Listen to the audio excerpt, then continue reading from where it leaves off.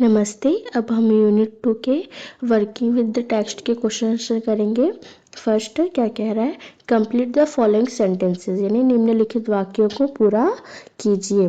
First, Ravi compares Lalli's playing the violin to the drilling of a train going completely off track, यानी कि रवि ने लल्ली के violin बजाने की तुलना पटरी से पूरी तरह उतरी हुई ट्रेन के बेपटरी होने से की है। The drilling of a train going completely off track, यानी कि पटरी से पूरी तरह उतरी हुई ट्रेन के बेपटरी होने से की है। Second, trying to hide beneath the tray of chillies, Mahendran tipped a few chillies over himself, यानी कि मिर्चों की ट्रे के नीचे छिपने की कोशिश में महेंद्रन ने अपने ऊपर कुछ मिर्चें गिरा ली। Tipped a few chillies over himself, himself यानी कि खुद पर गिरा ली।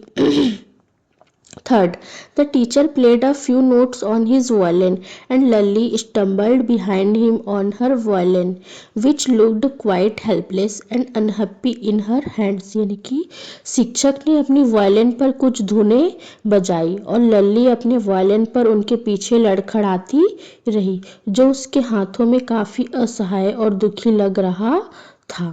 क्या कह रहा है, The teacher played a few notes on his violin and Lally stumbled behind him on her violin, यानी कि लल्ली अपने वायलिन पर उनके पीछे लड़खड़ाती रही। Which looked quite helpless, यानी कि जो उसके हाथों में काफी असहाय, and unhappy in her hands, और जो काफी दुखी लग रहा था। Fourth, the beggar said that the kind ladies of the household had kept his body and soul together in their generosity for a whole week, यानी कि भिखारी ने कहा कि घर की दयालु महिलाएं ने पूरे एक हफ्ते तक अपनी उदारता से उसे जीवित रखा था, उसका पेट भरा था। had kept his body and soul together in their generosity for a whole week, पूरे एक हफ्ते के लिए। Okay. Fifth, after the lesson was over, the music teacher asked Lally if she had seen his chappals, यानी कि पाठ खत्म होने के बाद after the lesson was over, संगीत शिक्षक ने लल्ली से पूछा कि क्या उसने उसकी चप्पलें देखी है। She had seen his chappals. Okay. Second question, describe the music teacher as seen from the window, यानी कि खिड़की से दिखाई देने वाले संगीत गुरु का वर्णन कीजिए। विंडो यानी खिड़की। Answer, the music teacher had a bony figure and was mostly bald with a fringe of oiled black hair. He wore a gold chain around his neck and a diamond ring on his hand, यानी कि संगीत शिक्षक का शरीर हड्डियों वाला दुबला था। Had a bony figure, और वे ज्यादातर गंजे थे जिनके सिर के किनारों पर तेल लगे काले बाल थे। The music teacher had a bony figure and was mostly bald, bald यानी कि गंजा, with a fringe of oiled black hair, जिनके सिर के किनारों पर तेल लगे काले बाल थे।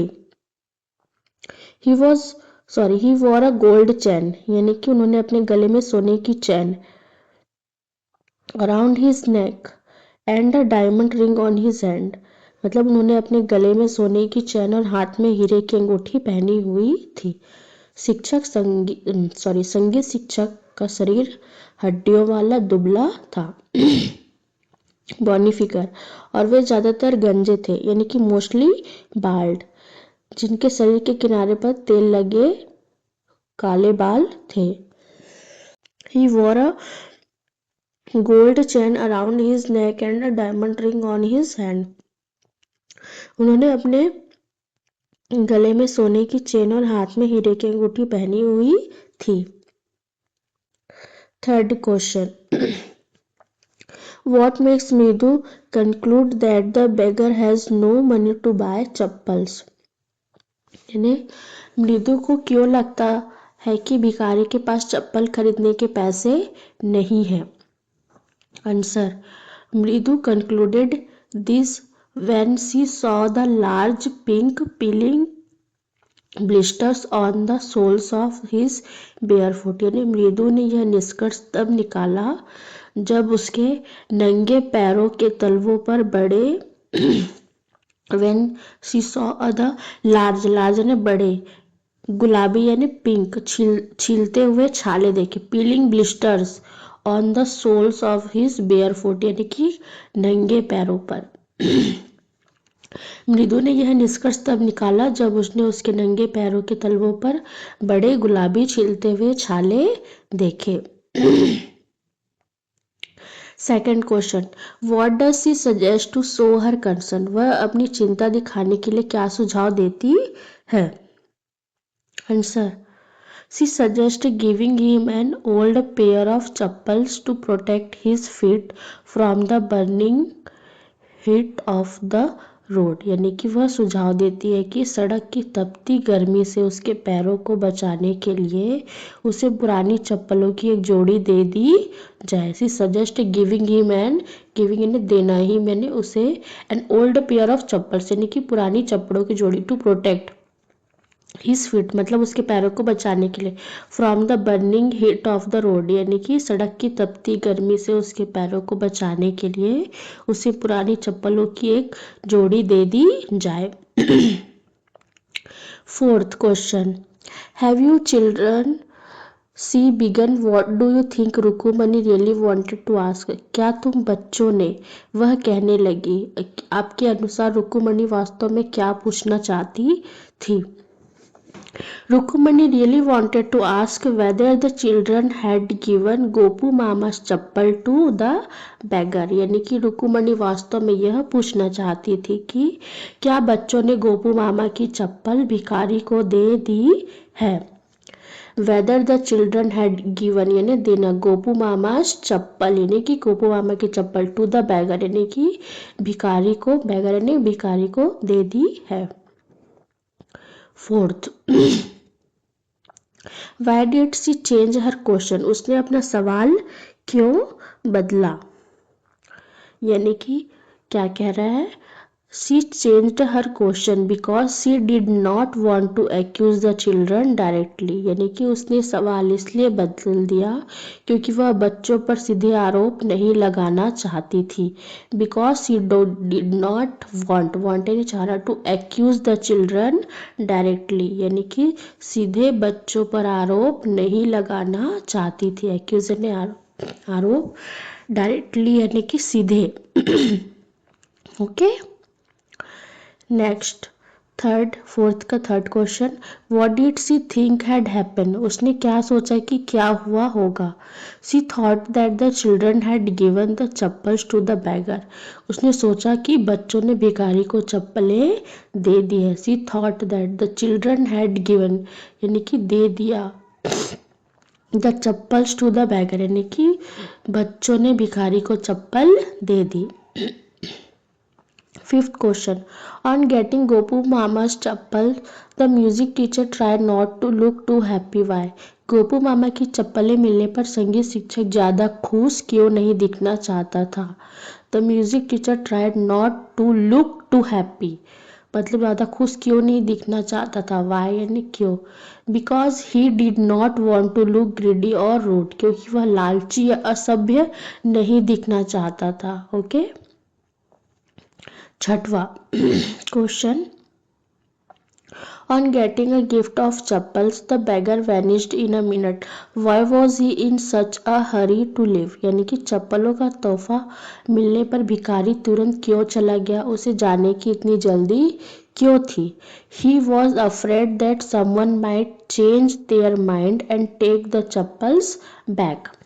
यानी कि उसे डर था, ही वॉज अफ्रेड दैट यानी कि उसे डर था कि कहीं कोई अपना मन बदलकर चप्पलें वापस ना ले ले। He was afraid that someone might change their mind यानी कि समवन यानी कि कोई, माइट चेंज यानी बदलना, देयर माइंड यानी कि अपना मन ना बदल ले, and take the chappals back यानी कि और चप्पल वापस ना ले ले। 7 question, Walking towards the kitchen with Mridu and Meena, Rukumani began to laugh. What made her laugh? यानी कि मृदु और मीना के साथ रसोई की ओर जाते हुए रुकुमणी हंसने लगी। उसे किस बात पर हंसी आई?